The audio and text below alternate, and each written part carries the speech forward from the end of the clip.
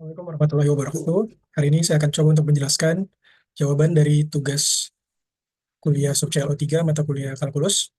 Di sini kita ada soal untuk tugas kalkulus sub CLO 3. Yang pertama, kita diminta untuk memperhatikan grafik dari soal dan berdasarkan grafik fx berwarna biru di atas, tentukan apakah fungsi fx kontinu dan terdiferensial di titik-titik berikut. Yang pertama, x sama dengan min 1, yang kedua x sama dengan 0, yang ketiga x sama dengan 1,5, yang terakhir x sama dengan 2. Oke, kalau kita lihat dari grafik di sini, untuk X sama dengan min 1, ini kita bisa lihat ada lompatan atau patahan nilai dari kiri dan kanannya. Jadi kalau dilihat secara visual, ini menandakan bahwa ketika X sama dengan min 1, maka fungsi tidak kontinu dan tidak terdiferensial. Di sini jawabannya sudah saya tulis. Untuk soal yang A, ketika X sama dengan min 1, kondisinya adalah tidak kontinu. Alasannya terdapat patahan yang menunjukkan perubahan mendadak di sekitar X sama dengan min 1, dan karena X sama dengan min 1 tidak kontinu, maka Fx juga tidak terdiferensial. Yang kedua, X sama dengan 0. Untuk X sama dengan 0, kita lihat di sini, ini tidak ada patahan, tapi ada perubahan nilai. Jadi yang B ini, X sama dengan 0, fungsi kontinu karena tidak ada patahan atau lonjakan, tetapi terdapat sudut tajam pada grafik X sama dengan 0, sehingga f absen X tidak ada di titik ini. Maka Fx tidak terdiferensial. Atau yang mudahnya itu, nilai f aksen X di kiri itu akan berbeda dengan nilai f aksen X di kanan. Kalau dari soal kita bisa lihat, f aksen X itu bisa juga digambarkan sebagai gradien fungsinya ya. Gradien fungsi ketika dia di kiri dari X sama dengan 0, itu kemiringannya adalah min 1. Karena ketika Y-nya 1 dan X-nya min 1, maksudnya eh, nilainya 1 ketika nilai Y-nya 1 ketika nilai X-nya adalah min 1. Nah, ketika X-nya berubah menjadi 0, nilainya berkurang. Dari Y sama dengan 1 menjadi Y sama dengan 0. Maka ini gradien garisnya bisa dibilang -1. Yang ini gradien garisnya +1.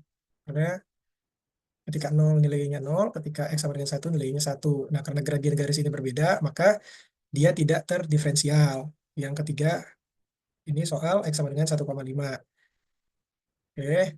Nah, ketika X sama dengan 1,5, kondisinya adalah kontinu dan terdiferensial. Grafik mulus tanpa patahan dan tidak menunjukkan sudut tajam. Gradien kiri sama dengan gradien kanan. Ini dia cekungan bentuknya, bukan garis lurus. Ini fungsinya fungsi kuadrat. Nah, ini gradien fungsinya itu gradien kiri sama dengan gradien kanan. Dan dia tidak ada lonjakan. Ini konsisten naik ya maksudnya gradiennya ya, dan dia tidak ada lonjakan. Lonjakan itu patahan seperti ini. Maka dia bisa dikatakan kontinu dan terdiferensial. X sama dengan 1,5, kontinu dan terdiferensial. Yang terakhir, untuk X sama dengan 2, kita lihat grafiknya. X sama dengan 2, hapus dulu. Ini, ketika X sama dengan 2, ini ada patahan dari sini menjadi sini. Nilai kiri dan nilai kanannya juga berbeda, maka ini tidak kontinu. Nah, kalau dia tidak kontinu, otomatis dia tidak terdiferensial juga. Jadi, untuk X sama dengan 2, tidak kontinu dan tidak terdiferensial. Terdapat patahan dan gradien kiri tidak sama dengan gradien kanan. Oke, soal nomor 1 sudah selesai. Kita lanjut ke soal nomor kedua. Hapus dulu, bentar. Oke, soal nomor kedua, diberikan kurva fungsi X pangkat 3 dikurang 3X ditambah 2. Tentukan, yang pertama tentukan fungsi fx, yang kedua tentukan kemiringan garis singgung di titik 1,0, yang ketiga persamaan garis singgung di titik 1,0, yang keempat persamaan garis normal di titik 1,0. Jadi titiknya selalu sama ya, 1,0. Oke, kita langsung jawab. Jadi yang pertama kita tentukan dulu, tentukan fungsinya. Nih, kita tentukan turunan fungsinya. Oke, jadi kita tentukan f-1 aksen, kita tentukan f aksen X. F aksen X itu rumusnya D per dx kali fx, x pangkat 3 dikurang 3x tambah 2, maka nanti hasilnya adalah pangkatnya turun ke bawah, dikalikan dengan nilainya, nanti jadinya 3x kuadrat min 3.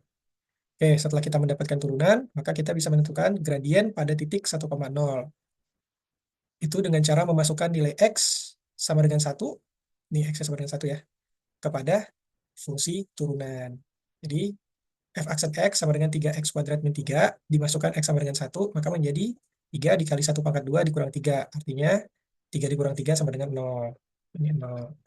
Dapat gradien garis pada titik 1,0. Lalu, untuk mencari persamaan garis singgung di titik 1,0, kita menggunakan rumus Y kurang Y1 sama dengan M buka kurung X dikurang X1, tutup kurung. M ini adalah gradien garis yang sudah kita cari di soal B tadi. Kita dapat M-nya itu sama dengan 0. Maka tinggal kita masukkan saja nilai-nilainya.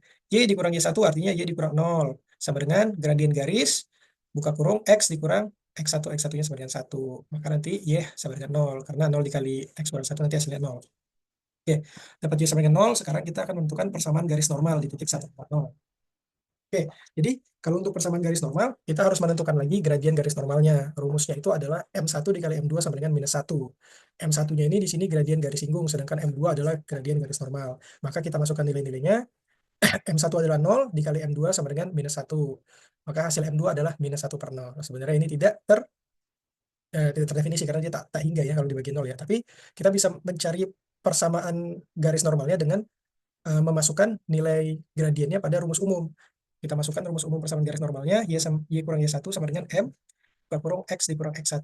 Di sini kita pakai M-nya, gradiennya gradien garis normal. Maka kita masukkan Y dikurang 0 sama dengan min 1 per 0, buka kurung X kurang 1 tutup kurung. Nanti jadinya Y dikurang 0 itu dikalikan dengan 0, sama dengan min 1 buka kurung X, minus 1 tutup kurung, akan menjadi 0 sama dengan min X tambah 1 atau X sama dengan 1. Inilah persamaan garis normal yang kita dapatkan. Oke, soal nomor 2 sudah selesai. Kita lanjut ke soal nomor 3. Di soal nomor 3, suatu benda bergerak mengikuti lintasan dengan fungsi fx sama dengan 1 per 3 x pangkat 3 dikurang 1 per 2 x pangkat 2 dikurang 2x ditambah 1. Jawablah beberapa kondisi berikut. Yang pertama, ditanya kapan benda tersebut bergerak naik. Yang kedua, ditanya kapan benda tersebut bergerak turun. Berarti ini sebenarnya monoton naik, monoton turun ya. Yang C, kapan lintasan dari benda tersebut cukup ke atas. Oke, kita cari cukup ke atas. Yang D, kapan lintasan dari benda tersebut cukup ke bawah. Yang E, tentukan titik maksimum, titik minimum yang dari benda tersebut. Dan yang terakhir, tentukan pada titik mana benda tersebut berbelok. Oke, langsung jawab. Yang pertama, benda akan bergerak naik ketika f aksen x atau turunan fx itu bernilai positif atau f aksen x itu lebih besar daripada 0. Maka kita masukkan aja langsung f aksen x-nya ya. F aksen x ini adalah d per dx dari fx. Nanti hasilnya akan seperti ini, f aksen x sama dengan x kuadrat min x min 2. Nah, ini kita masukkan syaratnya tadi ya. Dia akan bergerak naik ketika f aksen x lebih besar pada 0. Maka kita masukkan nilai x aksen x-nya, x kuadrat min x min 2 lebih besar pada 0. Ini kita faktorkan lebih besar pada 0. Lalu kita cari wilayah-wilayah di mana nilainya itu positif. Artinya wilayah ini dan wilayah ini. Nah, ini kita lanjutin ke sini. Didapat X kurang dari min 1 atau X lebih dari 2. Artinya benda akan bergerak naik ketika X kurang dari min 1 atau X lebih dari 2. Nah, kita udah dapat jawabannya akan bergerak naik. Sekarang kita cari pertanyaan B. Kapan benda tersebut akan bergerak turun? Nah, kalau bergerak turun, ini kita tinggal gunakan rumus kebalikan dari bergerak naik. Artinya f aksen X harus lebih kecil dari 0. Atau nilainya negatif. Kita nggak perlu menuliskan ulang, karena tadi kita udah nyari. Yang kita cari sekarang adalah wilayah negatif dari hasil yang kita cari tadi. Nah, ini dia wilayah negatifnya nih. Jadi, kalau mau dituliskan ulang itu, x kuadrat min x min 2, itu nanti ininya tinggal kita buat lebih kecil daripada 0. Maka kita cari wilayah yang hasilnya negatif. Nah, itu adalah x lebih besar daripada min 1, x lebih kecil daripada 2. Itu wilayah itu. Ini ada 0, 1, dan angka-angka lain diantaranya. Sekarang bergerak naik, bergerak turun sudah. Sekarang kita cari cekung ke atas dan cekung ke bawah. Nah, yang pertama ditanya kapan lintasan cekung ke atas dan kapan lintasan cekung ke bawah. Untuk mengetahui lintasan cekung ke atas atau cekung ke bawah, kita menggunakan rumus turunan kedua dari fungsi x lebih besar daripada 0. Ini untuk cekung ke atas. Jadi kita tinggal turunkan lagi dari turunan pertama menjadi turunan kedua. Nah, inilah dia hasilnya. D per dx dari turunan kedua, x kuadrat min x min 2, maka hasilnya 2x min 1. Setelah itu, kita buat turunan kedua fungsi x lebih besar daripada 0. Ini. Lalu hasilnya 2x min 1 lebih besar pada 0, maka akan didapatkan nilai x lebih besar daripada setengah. Nah, itu dia. Artinya, lintasan akan cekung ke atas ketika x lebih besar daripada setengah. Sedangkan lintasan akan cekung ke bawah ketika turunan kedua ini kurang dari 0. Maka 2x min 1 kurang dari 0 didapatkan nilai x kecil dari setengah. Oke, kita udah dapat ya. Dia akan cekung ke atas ketika x lebih besar pada setengah, akan cekung ke bawah ketika x lebih kecil daripada setengah. Oke, sekarang kita lanjut. Tentukan titik maksimum dan minimumnya. Oke, untuk menentukan titik maksimum dan minimum, pertama kita harus tahu dulu titik-titik kritis. Titik-titik kritis itu titik-titik pembuat nol dari turunan pertama. Jadi kita buat perhitungannya. F aksen X sama dengan 0. Masukkan nilai F aksen X, lalu nanti kita faktorkan, lalu kita akan menemukan titiknya adalah X sama dengan 2 dan X sama dengan 1. Oke, sudah kita ketahui titik kritisnya, sekarang kita tentukan jenis titik dengan turunan kedua. Ini untuk menentukan dia itu minimum atau dia itu maksimum. Jadi kita masukkan nilai-nilai titik kritis ini ke dalam turunan kedua. Jadi yang pertama kita coba dulu di X sama dengan 2. Nah, turunan kedua untuk nilai X sama dengan 2 adalah 2 dikali 2 dikurang 1, hasilnya 3. Nah, karena hasilnya ini positif, berarti dia ini adalah titik minimum. Sekarang kita lanjutkan untuk menguji turunan kedua ketika X sama dengan min 1. Turunan kedua ketika X sama dengan min 1, hasilnya 2X dikali min 1 dikurang 1, maka hasilnya adalah min 3. Karena dia negatif, berarti dia adalah titik maksimum. Sekarang kita tinggal menentukan titik X dan Y-nya. Nah, untuk mencari X-nya kan tadi kita udah dapat nih. Di yang X sama dengan 2 itu minimum, X sama dengan min 1 itu maksimum. Sekarang kita mencari nilai Y dengan mensubstitusi nilai X tadi pada persamaan pertama dengan fungsi pertama. Jadi tinggal kita masukkan saja. Nanti nilai fx sama dengan 2 itu berapa gitu. Jadi fx sama dengan 2 sama dengan 1/3 dikali 2 pangkat 3 dikurang 1/2 dikali 2 pangkat 2 dikurang 2 dikali 2 ditambah 1. Hasilnya nanti 8/3 dikurang 2 dikurang 4 ditambah 1. Hasil akhirnya adalah min 7, min 7/3. Artinya titik minimum, ini minimum karena tadi ketika X sama dengan 2 nilainya minimum ya. Titik minimumnya adalah X sama dengan 2 dan Y sama dengan min 7/3. Lanjut, kita cari titik maksimum, kita substitusikan nilai X ketika dia maksimum. Artinya ketika fx X sama dengan 1, 1/3 dikali min 1/3 dikurang 1/2 dikali min 1/2 dikurang 2 dikurang 1 ditambah 1. Nanti hasilnya adalah 5/6. Maka kita tentukan titik maksimalnya adalah min 1,5/6. X-nya min 1, Y-nya 5/6. Oke, sekian. Belum ya, belum habis ya. Ini yang soal terakhir. Soal terakhir itu soal F. Soal F itu tentukan pada titik mana benda tersebut berbelok. Oke. Untuk mengetahui kapan benda itu berbelok, kita harus tentukan titik belok. Rumus titik belok itu ada turunan kedua dari fungsi X sama dengan 0. Kita masukkan nilainya, 2X min 1 sama dengan 0, maka X sama dengan setengah. Setelah itu kita verifikasi titik beloknya. Apakah benar di titik belok? Oke, cara verifikasinya, kita buat perumpamaan ketika X kurang dari setengah, misalnya X sama dengan 0, maka turunan kedua ketika X bernilai 0 atau ketika X kurang dari setengah, itu hasilnya negatif atau positif gitu. Kalau dia hasilnya negatif, berarti dia cekung ke bawah. Kalau dia hasilnya positif, berarti dia cekung ke atas.